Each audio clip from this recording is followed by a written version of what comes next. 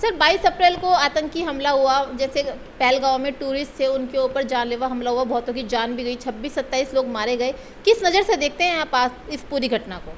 देखिए, हमारे देश के लिए इससे बुरी खबर और इससे बड़ी घटना क्या हो सकती है कि देखिए, हमने ऐसे लोग तो देखे जिनका किसी से दुश्मनी हो, किसी चीज़ को लेकर के विवाद रहा हो, जो टूरिस्ट और जो बच्चे नए कपल जो है जो अपनी शादी करने के बाद वहाँ घूमने गए थे और जिनका कोई दोष नहीं था, निर्दोष लोगों की हत्या कर दी गई उग्रवादियों के द्वारा। ये तो सबसे बड़ी बीभत्स घटना है। इसकी जितनी निंदा की जाए उतनी ही कम है। और ये हमारे देश के ऊपर जो घटना हुई है, मैं इससे बेहद दुखी हूँ और बहुत ही जो अपने आप में जो महसूस करता हूँ कि ये देश किधर जा रहा है। आप बताइएगा, अगर पाकिस्तान के लोग देश के अंदर घुस के उग्रवादी लोग आए तो हमारी इंटेलिजेंस, हमारा जो है सेना, हमारा BSF ये क्या कर रही थी? और इतनी बड़ी घटना घटने के बावजूद भी अब काफ़ी दिन हो गए, आपसे मेरी मुलाकात काफ़ी दिन बाद हो रही है, मैं ये सोच रहा हूँ कि अब तक तो हमें पाकिस्तान से बदला ले लेना चाहिए था। हमारे आदरणीय मोदी जी जो हमेशा से ये कहते रहे, हमारे देश के प्रधानमंत्री जी जो हमेशा ये कहते रहते हैं कि 56 इंच का सींचा लाल आँख है और आँख दिखा करके आँख में आँख डाल के बात करो। आज हमारी जो है स्थिति बिल्कुल कमज़ोर हो गई है। हमें पाकिस्तान को सीधी सीधी चेतावनी दे करके कि जो उग्रवादी पाकिस्तान से आए हैं, अगर वे वापस हमको नहीं मिलते हैं 1 हफ्ते के अंदर अंदर, तो हमें जो है पाकिस्तान के साथ उसी तरीके की कार्रवाई करनी चाहिए जैसे हमने सर्जिकल स्ट्राइक की थी। और हमें जो है बदले की भावना से काम करना चाहिए। क्या अंतर्राष्ट्रीय समुदाय हमारे साथ नहीं है? सभी तो ये कह रहे हैं गलत हुआ है। अगर गलत हुआ है तो हम अंजाम तक मामले को पहुंचाएंगे और हमें सही न्याय मिलना चाहिए। हिंदुस्तान आदरणीय प्रधानमंत्री जी से भी कुछ नहीं चाहता, केवल एक ही चीज़ चाहता है कि कम से कम सुरक्षा तो हमारी सुनिश्चित हो। अगर हमारे बच्चे और हम सुरक्षित ही नहीं हैं तो फिर हाँ, इसका मतलब है आप देश कमज़ोर हाथों में हैं। आप तो बड़े मजबूत हाथों में बता रहे हैं। मैं इसलिए प्रधानमंत्री जी के खिलाफ़ कुछ नहीं बोलना चाहता, मैं उनका साथ देना चाहता हूँ, क्योंकि इस वक्त देश में हम लोगों को एकजुटता की ज़रूरत है। हमें प्रधानमंत्री जी के साथ खड़े होने की ज़रूरत है। हमें देश की केंद्रीय सरकार के साथ खड़े होने की ज़रूरत है। और हम इसलिए हम सरकार के खिलाफ़ या आदरणीय प्रधानमंत्री जी के खिलाफ़ तो कुछ नहीं बोल सकते, लेकिन हम ये ज़रूर चाहते हैं कि जो ये उग्रवादी घुस करके आए हैं, अगर हमने इनको सबक नहीं सिखाया तो एक बात ध्यान रखना कि हिंदुस्तान पर अगला हमला फिर हो सकता है। सर आपके जो आपने अभी बताया, आपने अपना नज़रिया रखा, उसमें आप एक शब्द बार बार यूज़ कर रहे थे, पाकिस्तानी पाकिस्तानी पाकिस्तानी। मैं एक बहुत अहम सवाल पूछना चाहती हूँ जो कि मुझे लगता है कि जनता के दिलों में भी होगा। अगर किसी ने हमला किया है, टेररिस्ट ने हमला किया है, तो आप उसको पाकिस्तानी कैसे घोषित कर सकते हैं? ऐसा तो नहीं कहीं दो बंदरों की लड़ाई में बिल्ली मज़ा ले रही हो, वो कहीं और के, लेकिन क्योंकि सबको पता है कि भारत का जो है वो भेदभाव है, जो लड़ाई झगड़ा है वो पाकिस्तान से है, इसलिए पाकिस्तान को बीच में घसीट रहे हो? नहीं, ऐसा नहीं। देखिए, इतनी बड़ी घटना जो है इसके कुछ सबूत इनपुट्स आने लगे हैं।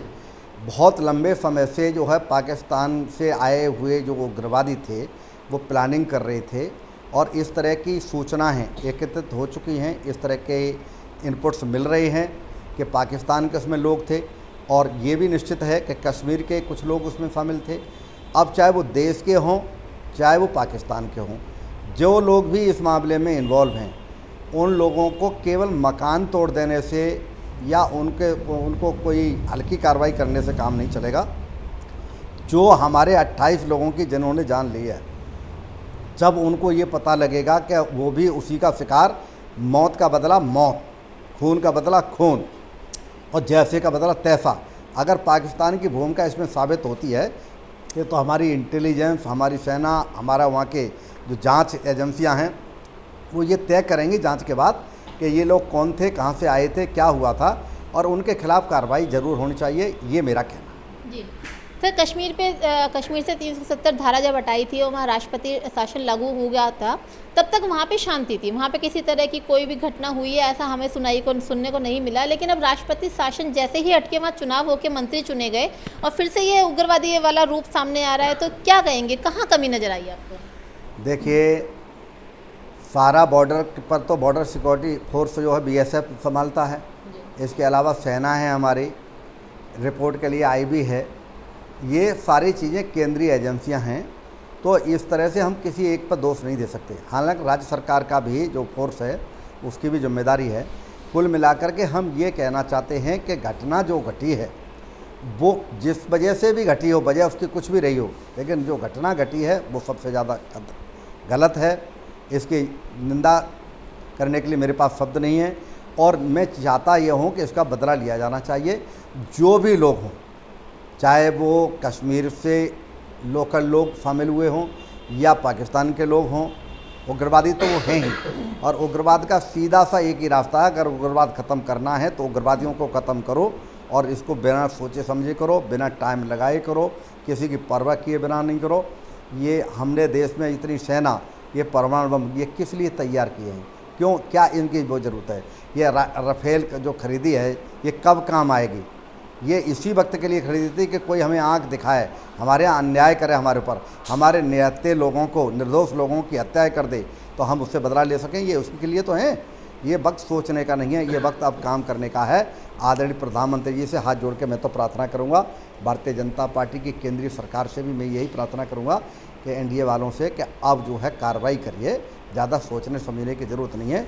पूरा देश आपके साथ है, हर पार्टी आपके साथ है, देश का एक एक नागरिक आपके साथ है, फिर आप इतनी देरी क्यों लगा रहे हैं? सर नागरिक साथ है वो ठीक है, जैसे कि अभी कहा गया था जब ये 22 तारीख को हादसा हुआ था, उसके बाद मोदी जी ने कहा था कि भी 48 घंटे के अंदर सारे पाकिस्तानियों का वीज़ा कैंसिल कर दिया जाए और सबको यहाँ से बॉर्डर पार वापस जाना होगा। लेकिन जो यहाँ पे देश में जो असली जड़ है, जो मुसलमान है, उनके खिलाफ कोई कार्रवाई क्यों नहीं होती है? सारी जड़ तो मुसलमान की है ना, मुसलमान ही नहीं रहेगा, हिंदू राष्ट्र हो जाएगा तो फिर समस्या ही खत्म। देखिए, जो राष्ट्र विश्व में धर्म के नाम पर बने हैं, क्या वहाँ शांति है? दूसरी बात है, मुसलमानों को टारगेट करना ये बिल्कुल गलत है। ऐसा है, मुसलमानों में भी देशभक्त हैं, हिंदुओं में भी देशभक्त हैं।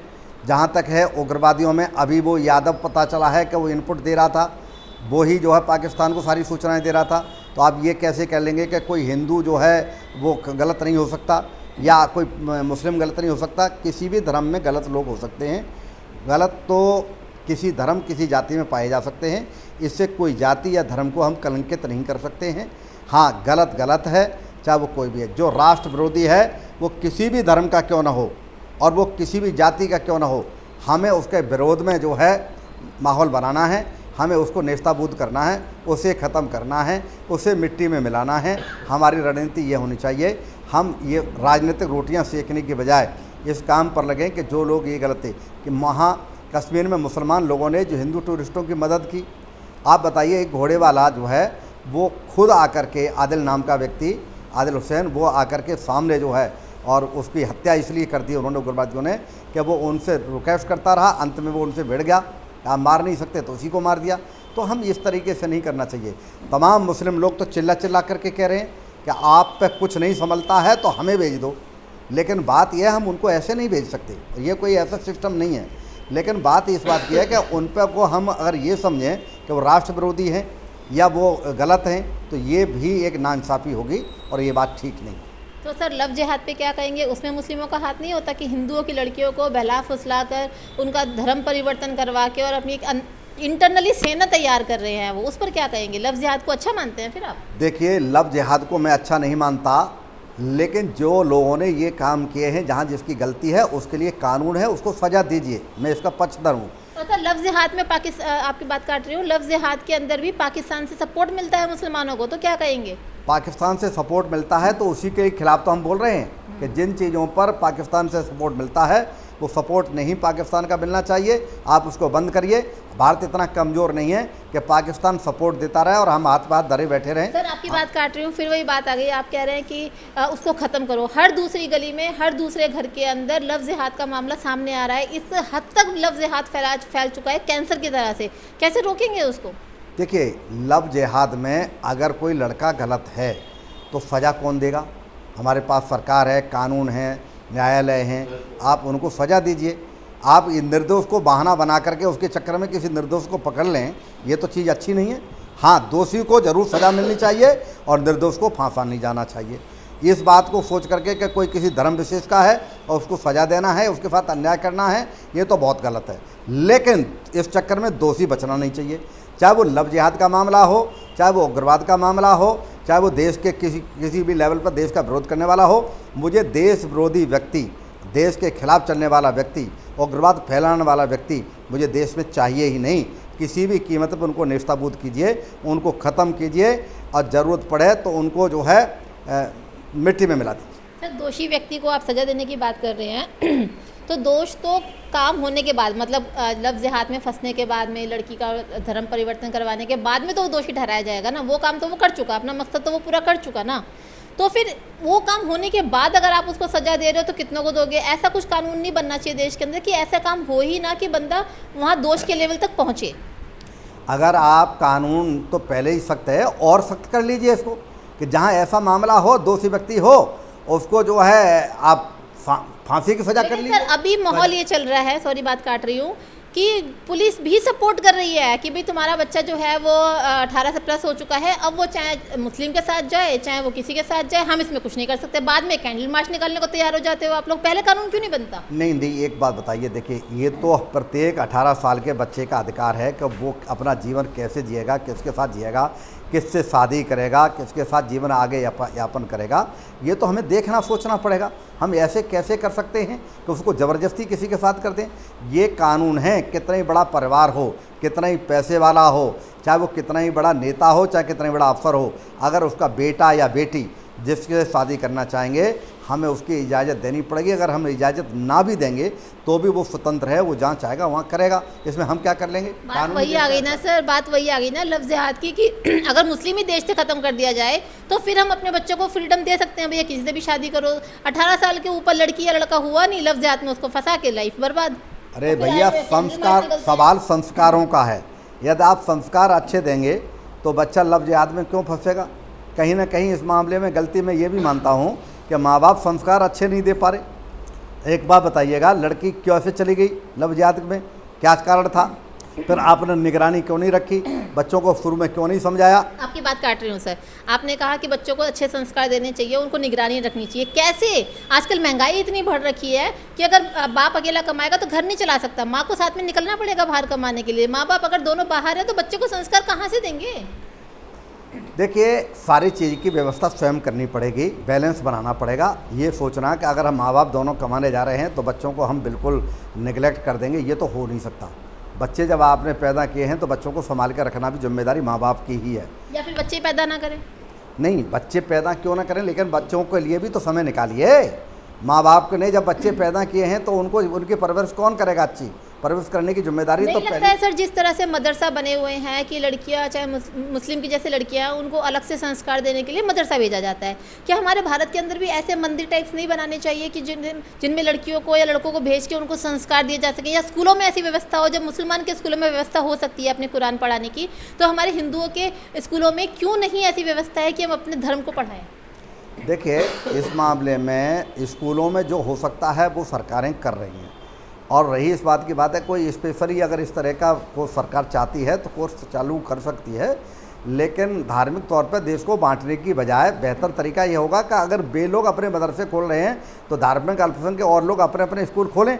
सरकार की तरफ से इस बात की छूट है, सरकार की तरफ से इस बात की परमिशन है। और अगर आप मंदिर में अगर आपने बच्चों को धार्मिक शिक्षा देते हैं तो रोक कौन रहा है? ना कोई सरकार रोक रही है, ना कोई पार्टी रोक रही है। ये काम हिंदू लोगों को, हमारे सनातनी लोगों को करना चाहिए। सच्ची बात तो यह है कि हम अपने काम को सही तरीके से कर नहीं पा रहे। सर, आम आदमी पार्टी में जब आम आदमी पार्टी थी, 8-9 साल आम आदमी पार्टी भी रही है और बहुत अच्छा दावा किया गया है कि शिक्षा के क्षेत्र में हम लोग काफ़ी सुधार कर रहे हैं। क्या एक बार भी आम आदमी पार्टी के किसी नेता ने इस तरफ ध्यान दिया कि हमारे स्कूलों में हिंदू बच्चों के लिए भी शिक्षा की व्यवस्था करनी चाहिए, अलग से उनको धर्म पढ़ाना चाहिए?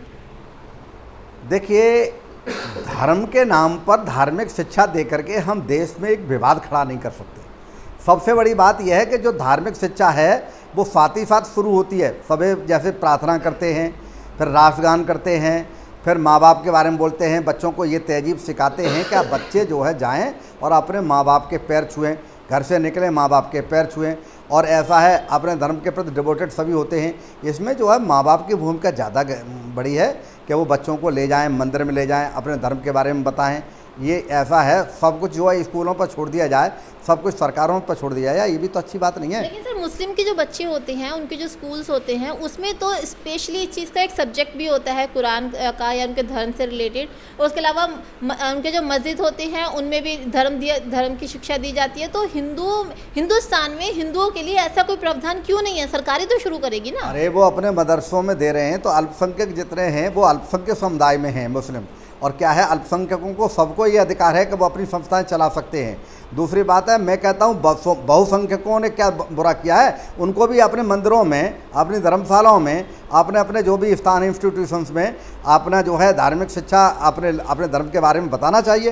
कोई रोक रहा है क्या उनको? धर्म के बारे में बताने से कोई नहीं रोक रहा है, और ऐसा है सरकार की ओर से इस प्रकार की कोई रोका टोकी नहीं है। हाँ, खुल करके आप धर्म के नाम पर किसी को अगर किसी धर्म का विरोध करेंगे तो गलत है, वो कोई सरकार नहीं परमिशन देगी, ना कोई स्कूल इस तरह का करेगा। लेकिन सर जिस तरह से अल्पसंख्यक विभाग वालों ने अपने मदरसा में ये कंपलसरी कर रखा है कि धर्म की शिक्षा दी जाए, स्कूलों में कंपलसरी कर रखा है धर्म की शिक्षा दी जाए, क्या ऐसा तो भी तो कोई कानून होना चाहिए ना हिंदुओं के लिए भी कि कंपलसरी कर दिया जाए, तो क्यों नहीं कोई स्कूल पढ़ाएगा? अरे ऐसा है कि हमारे यहाँ भी तो ये है कि हम अपना जो है धार्मिक शिक्षा हम भी देते हैं हमारे मंदिरों में, और हम सारे दिन जो भागवत होती है इसमें क्या शिक्षा देते हैं? ये शिक्षा नहीं देते ब्राह्मण लोग हमारे, ये शिक्षा तो देते हैं पंडित लोग। ऐसा है और जगह भी अब हम जाते हैं, चाहते हम ये हैं कि माँ बाप जो है अपने बच्चों को धार्मिक शिक्षा देने के लिए खुद कुछ मोर्चा संभालें, और वो खुद भी प्रयास करें। केवल सरकार के ऊपर डिपेंड करना, स्कूलों के ऊपर डिपेंड करने के ऊपर निर्भर न रहें, ये काम खुद भी संभालें। जहाँ उन्हें कमी लगती है सरकार पे भी जोर बनाएं कि वो इस तरह का पाठ्यक्रम लाएं, अगर उनको ऐसा लगता है। देखिए, वो जो शिक्षा लेते हैं, ये सरकारी जो स्कूल्स हैं, ये हमारा देश धर्मनिरपेक्ष कंट्री है। धर्मनिरपेक्ष के मामले में हम धार्मिक शिक्षा एक पर्टिकुलरली नहीं दे सकते। फिर भी हम ये कहते हैं कि आप अपने घर पर, आप अपनी संस्थाओं में, आप अपने मंदिरों में, आप अपने जो है जहाँ पर भी आप जो है बच्चों को एजुकेटेड करते हैं, प्राइवेट एजुकेटर्स को चाहिए कि वो धार्मिक शिक्षा देंगे, इसमें तकलीफ क्या है?